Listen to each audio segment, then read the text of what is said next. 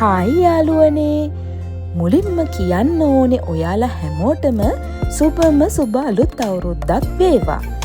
ඉතින් මං ලංකාවෙන් පිට වෙලා පිටරට ජීවත් වෙන්න පටන් අරන් දැන් අවුරුදු 14ක්. ඔය අවුරුදු 14ම සිංහල අලුත් අවුරුද්දකට මං ලංකාවේ අවුරුද්ද සැමරුවේ එකම එක පාරයි. ඒ 2023 අවුරුද්දේ.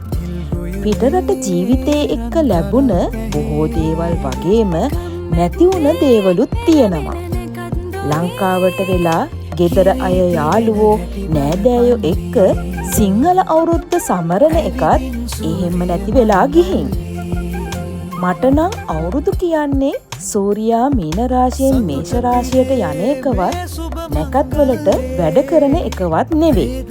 මට අවුරුදු කියන්නේ පවුලේ හිතවතුන් නෑදෑයන් යාළුවෝ එකට එකතු වෙලා පුළුවන් විදිහකට චාරිත්‍ර කරලා හෝ නොකර එකට කාලා බීලා සතුටින් ඉන්න දවස් ටික. නෑදෑයින් මිතුරන් එකතු වෙන්න පළුදු උන හිතවත්කම් අලුත් කරගන්න හොඳම අවස්ථාවක් සිංහල අවුරුද්ද කියන්නේ. නැකතට හෝ පුළුවන් වෙලාවක ගෙදර කිරි උතුරවලා කැවුම් කිරිබත් දොදොල් කොකිස් අලුවා වගේ අලුත් අවුරුදු කැවිලි තියෙන මේසයක් වටේට ගෙදර අය යාළුව එකතු වෙලා කාලා බීලා සතුටින් ඉන්න පුළුවන් වෙන්නේ සිංහල අලුත් අවුරුද්ද විතරයි. ඒක අපේ සංස්කෘතික අනන්‍යතාවය. ලෝකෙ අනිත් රටවලත් එහෙම සංස්කෘතික අනන්‍යතා තියෙනවා.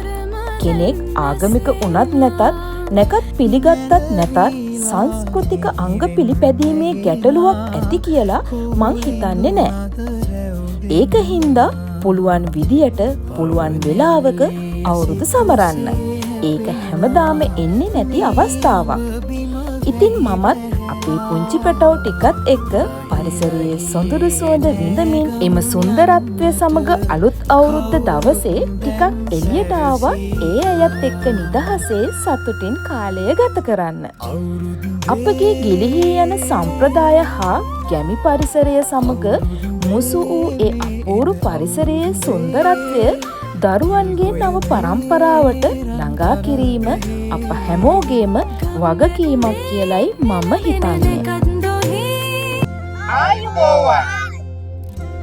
ලැබුවා වූ සිංහල හින්දු අලුත් අවුරුද්ද සාමයේ සතුට සෞභාග්‍ය පිරි කිරින් පැරින් ඉතිරෙන සුබම සුබම